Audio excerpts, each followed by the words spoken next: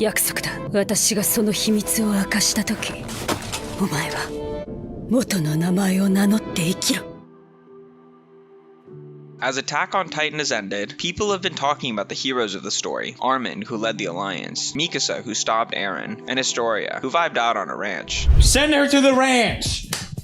But there's a secret hero to the Attack on Titan story that doesn't get talked about enough. Ymir. No, not that Ymir. This one. She's been dead since season 2, and unless you're browsing shit pics of her on Tumblr, odds are you forgot about her as the plot moved on to Eren going YouTube hydraulic compressor mode on innocent civilians.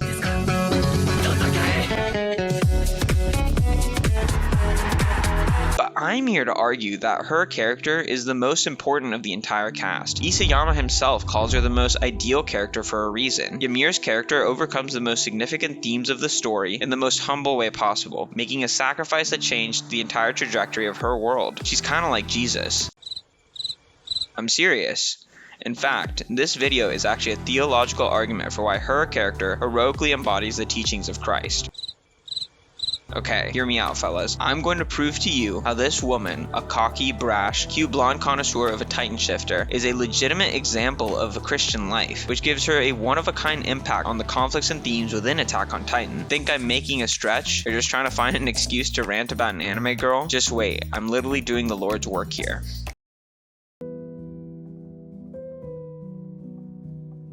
Ymir's story starts in Marley decades before anyone in the cast is even born, a time before and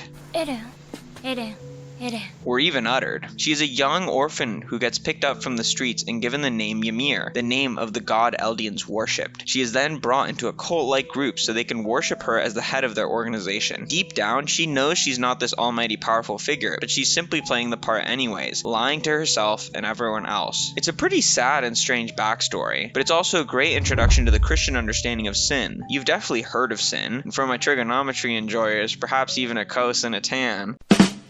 But what does sin actually mean? Sin, from the Old Testament, comes from the Greek word hamartia, which means to miss the mark. Humans usually miss the mark in 7 deadly ways, the biggest one being pride. This me mentality, where we put our ego and its demands for things like recognition and comfort at the center of our world, instead of focusing on our friends, community, and especially for Christians, God. It's what pulls us away from love and into behavior that serves nobody but ourselves. Ymir's decision to play God is a perfect symbol for pride. She lets herself become the object of highest praise, where her whole community revolves around her. We all do this in some way or another, from trying to be famous, trying to steal attention in a conversation, or just judging people in reference to ourselves. In each of these moments, we try to make ourselves a priority over other people's concerns or feelings. In Christian theology, this isn't problematic just because it's quote-unquote immoral. It's problematic because it's what traps us in our own mind, preventing us from opening our hearts to love people more intimately. To Christians, God is love, so following God's will is to act in love. Following this will is what gives life meaning, because it places us in harmony with God's loving nature. Now, before you get all hippie, note that love isn't just some ooey gooey feeling, it's to will the good of the other. That means doing what's best for the people around you, not just what's best for you. If you're trying not to miss the mark of loving like God, pride will basically make you shoot like Kenny's anti-personnel squad, since love is meant to be selfless instead of selfish. You might be curious, why is Ymir so okay with letting herself be worshipped? As an orphan who probably felt worthless and abandoned, being bowed down to as a god must be a pretty nice feeling. Ymir knew she was lying by taking the position of a god, yet she admits it wasn't that bad. It felt good to be needed by someone. On the other hand, she likes helping others, but it secretly felt good to be the one everyone desperately needs. This is her share of the blame, and what all of us prideful people do. We want everyone's attention because we want to feel needed, even if it means lying to ourselves and going against who we truly are. Before y'all Ymir stands start stoning me to death, let me emphasize that this lie isn't just her fault. Ymir didn't volunteer to play God, she was brought into it. Her captors represent how human culture pushes us to be self-absorbent by using our insecurities against us, making us run around to be perfect in the eyes of others. We feel like we have to put on a mask so we can be worthy of living, rather than embracing an honest view of ourselves. We see how pride destroys Ymir's good intentions too. After some time, Marley and soldiers barge in and break up the cult.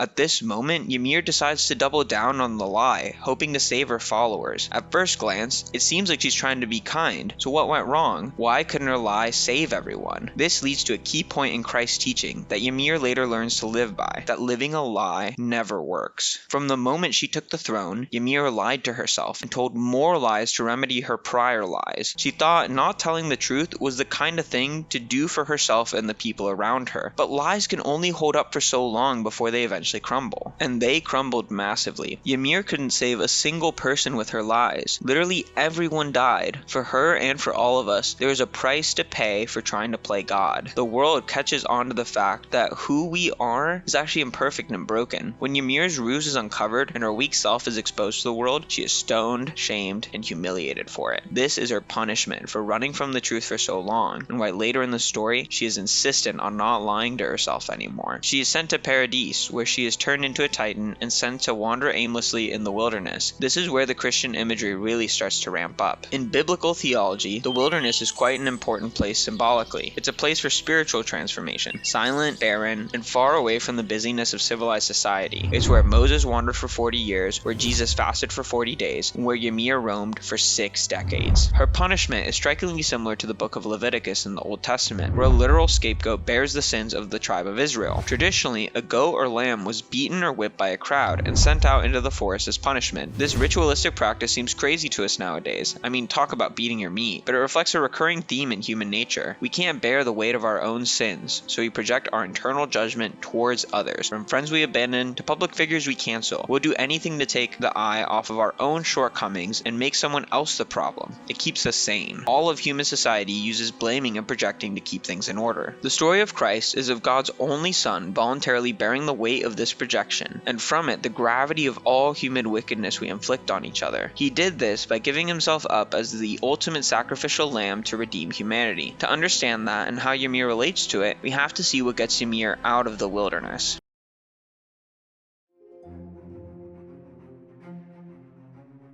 In her 60 years as a titan, Ymir is in a nightmarish, unconscious state, drifting along the wilderness with nothing to live for. It's hell. Look at her. She's literally digging herself into a hole. This is the consequence of her actions, not because she lied to others, but because she lied to herself to feel needed by the people around her. This is the end result of a prideful lie. You become lonely and wander aimlessly, living a dull life without anything to achieve other than your own self-validation. Maybe you do this by wasting time daydreaming, putting all your focus on what people think of you. Any way you look at it deep down, this kind of life sucks. It's because of this that Ymir's titan time in the wilderness is pretty uneventful. We get no adventures or cool moments, we just see her mindlessly suffer with no direction. She endures 60 years of boredom and numbness, desperately waiting to get out of that forest. So what got her out of that forest? In Attack on Titan, every other titan shifter gets their power simply by eating another shifter, but Ymir's situation has a twist to it. She wakes up from her slumber, and before she's about to pick up Reiner, Marcel pushes Reiner away and lets himself get eaten instead. Let's hold up a sec.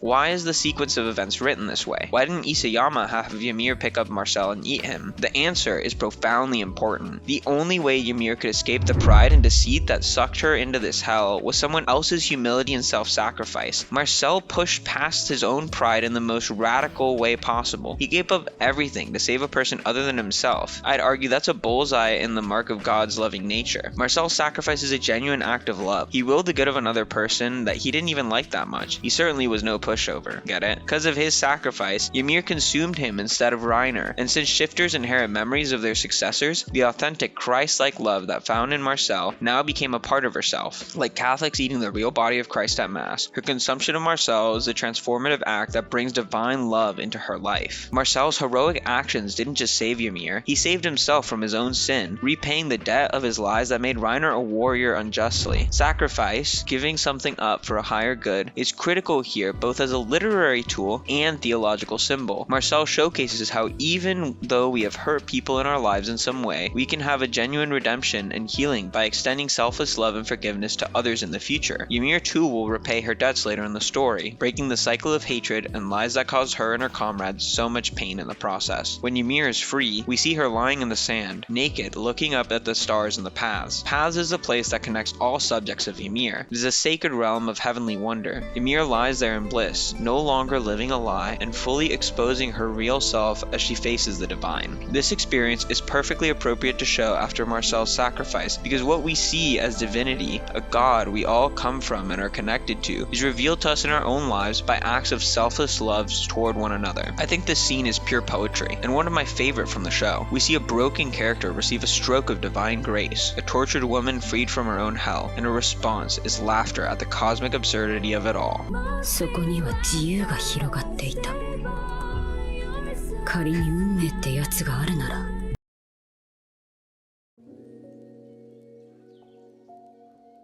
So you're Ymir, and you just got saved from literal hell and have a second chance at life. What do? Steal bread and chase after a blonde hottie? Ding ding ding. But first, some more trauma. Ymir returns to human form, unaware of who she ate and the sacrifice made to save her. In other words, she was given a second chance but wasn't sure why she got it. Lacking the crucial piece of the puzzle, Marcel's sacrifice, Ymir focuses on the resentment she feels from her past life and the pain her lies and her enemies brought her. She vows to only live for herself, to be her own god again. However, Ymir simply couldn't be her own god again. Whether she recognized it or not, the transformation happening within her was too profound. She joins the military to find Astoria, empathizing with her story, and while in the military comes off as self-absorbed and arrogant to the rest of the cadets. The irony is that behind the facade, her heart was pouring out for others, and as I'll show you, she was the most loving person in the entire batch. She loved others more than Sasha loved potatoes or Aaron loved masochism. As Invaders pointed out in his video about Ymir, Ymir became a selfless person disguised as a selfish person. This is the opposite of Astoria, who comes off as sweet and can woo the hearts of even war criminals. Yet beneath that facade, she is selfish, a selfish person disguised as a selfless person. The contrast between these two characters and their quasi-love story is biblical in proportions. Literally, it's time we start talking about Jesus' teachings directly. Once I do that, Ymir's character is going to make a lot more sense. Religion nowadays always seems like it's just the morality police. People are shoving a checklist of things you can and can't do to be pure, but this exclusive focus on ethics and morality came about in the 18th century with Kant. It wasn't really what the ancient religious text stories and figures had in mind. Their focus, instead, was right worship. Let me explain. As Kenny from Attack on Titan famously said, everyone had to be drunk on something to keep pushing on. His words seem quite pessimistic about human nature, but you could also use this kind of bleak truth to get curious. If we're all trying to get drunk on something and keep pushing on, what should we be getting drunk on? Should we be drunk on power and prestige? That failed to make Kenny happy. What about lust? That puts Armin in a pretty bad place. What we orient our lives toward matters, so we better choose the right drunk to get drunk on. This is right worship. Jesus' teachings make clear his argument for what right worship is.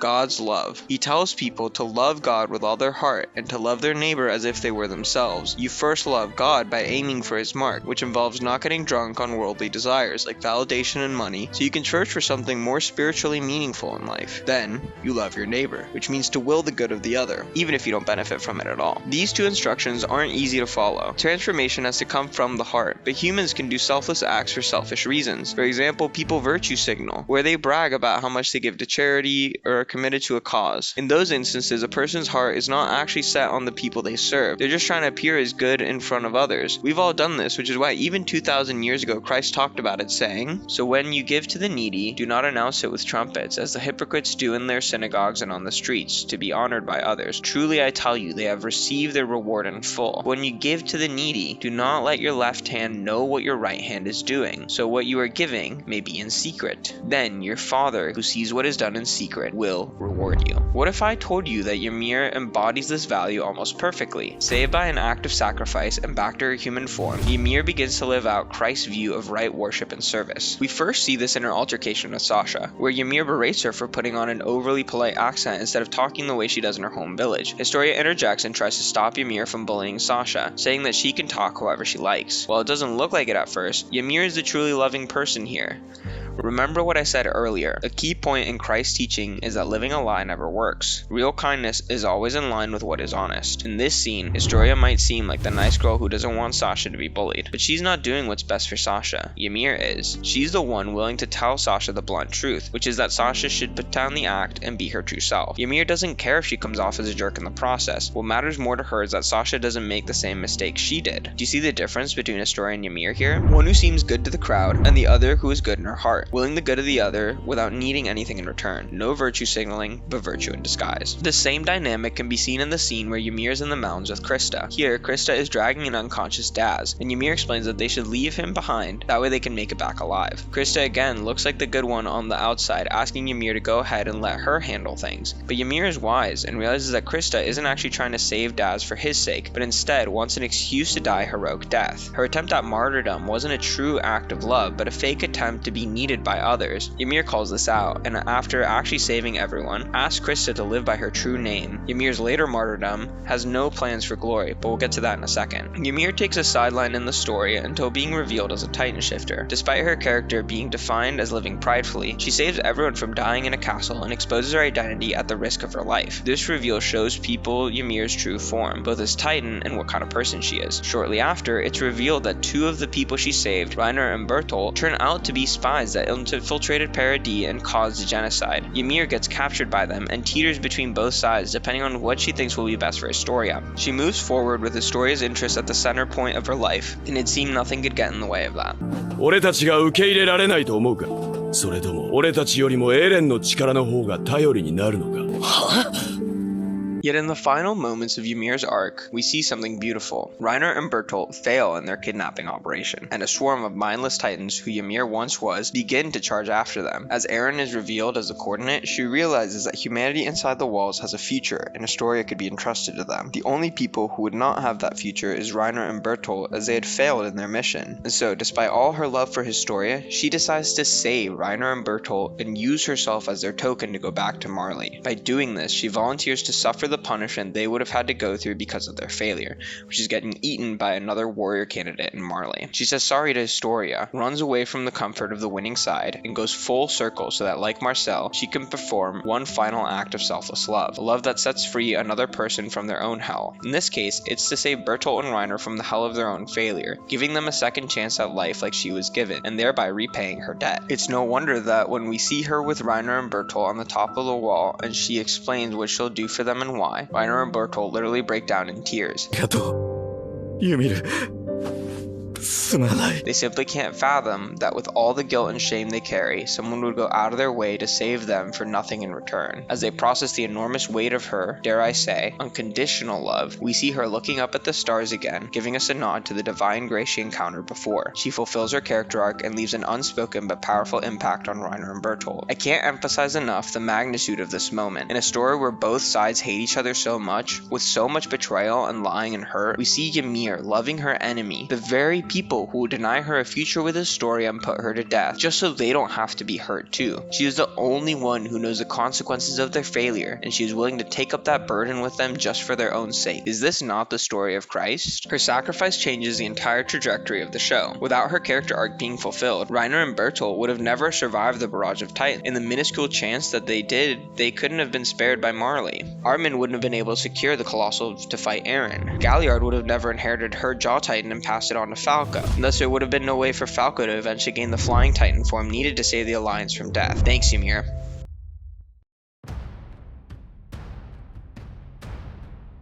Ymir is an archetypal figure that embodies the theme that selflessness frees us from our own hell. Her character arc is an authentic example of Christ's teachings. She learns to put down the desire to be needed by others and live a life true to herself, helping people along the way without wanting to look good or be validated by her actions. And in her final moments, she takes on suffering, burden, and death to relieve the pain for even her enemies. She takes the role of the sacrificial lamb that redeems and gives hope to Reiner and Bertolt. This, in a small microcosm, defeats the cycle of hatred, one of the main themes of the story. Hate begets hate, displayed by Eldia and Marley endlessly trying to get revenge on each other. But Ymir breaks this with her own Christ-like way, shouldering the pain of her enemies and bringing love to a cruel world. AOT fans make joke about how all the Jaw Titans have a curse of dying for someone else, but I'd say it's a blessing in disguise. In the Attack on Titan world, where pretty much every side character doesn't stand a chance, these heroes pass on a sliver of love in a world filled with despair. It's a touching reminder to the rest of the characters of how beautiful life can be when we live to serve others instead of obsessing over our own dreams and ambitions. Ymir beats the world of Attack on Titan, overcoming its hatred and resentment. Not even some of the biggest main characters could do that. Therefore, I don't think it's a stretch to say that she's one of the most important of the entire cast. In the face of hell, she triumphed. She became an imitation of Christ.